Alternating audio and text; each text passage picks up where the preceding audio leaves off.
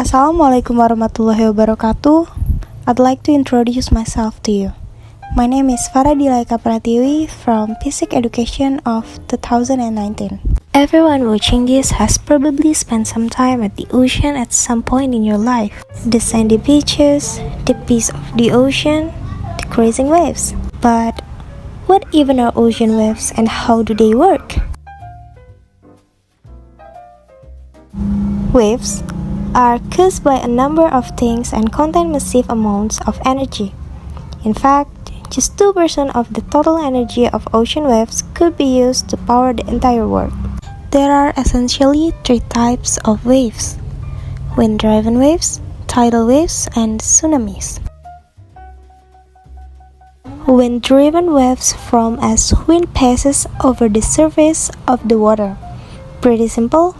Energy from the motion of the air molecules in the wind is transferred to the top layer of the water through friction and pressure. These transfers of energy cause disturbances in the water that is carried through the water. One thing interesting about ocean waves is that the water isn't actually moving.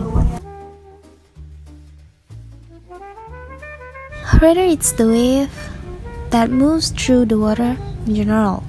This means that as a wave moves through the water itself essentially moves up and down, reacting to the wave's energy moving through it. So, wind can cause waves through friction and pressure. But there's also another hidden force to certain waves. Gravity tidal waves are not massive tsunami-like waves like you may be thinking. These are actually just large waves that move across our planet. The gravitational force of the Earth, Sun, and Moon affect how the water on the Earth behaves. The Moon has the greatest effect on waves as it moves around the Earth. As the Moon moves, it causes oceans to swell on either side of the Earth or the side closest to the Moon and farthest from the Moon. As the Earth rotates, tides around the world go in and out, as we all probably know.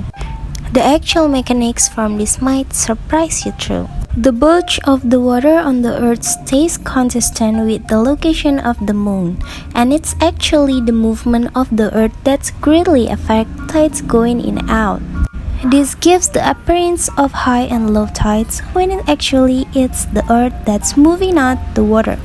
The last type of waves to discuss are abnormal in nature. Tsunami waves are large, powerful waves caused by geological disturbance like earthquakes, landslides, or volcanic eruptions. Tsunamis are generally very large simply due to their nature and formation.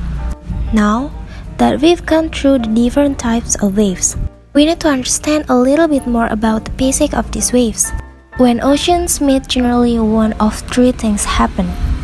Sometimes they don't interfere, rather they just add together momentarily, called superposition. If one wave was traveling in one diagonal direction and another in the opposite, the point where they meet in the middle of the X will be the height of both of the waves add together. In other cases, waves can cause destructive interference which occurs when 2 waves collide with the crest of one wave meeting the other. This is essentially identical to how electronic waves work, to thinking of it as positive and negative. When a positive crest meets a negative valley, they add up to 0, they cancel out. The last possible interaction of the waves is constructive interference, which occurs when 2 waves collide in the crest line. When this happens, the waves add together to become one massive wave. Finally, when a wave hits a shore or beach, in most cases the land can oppose the force of the waves and cause it to expend all of its energy. This causes the waves to come crashing into shore, bringing us full circle back to the peaceful beaches we all know and love. So, that's how waves work through wind, gravity, and sometimes volcanoes.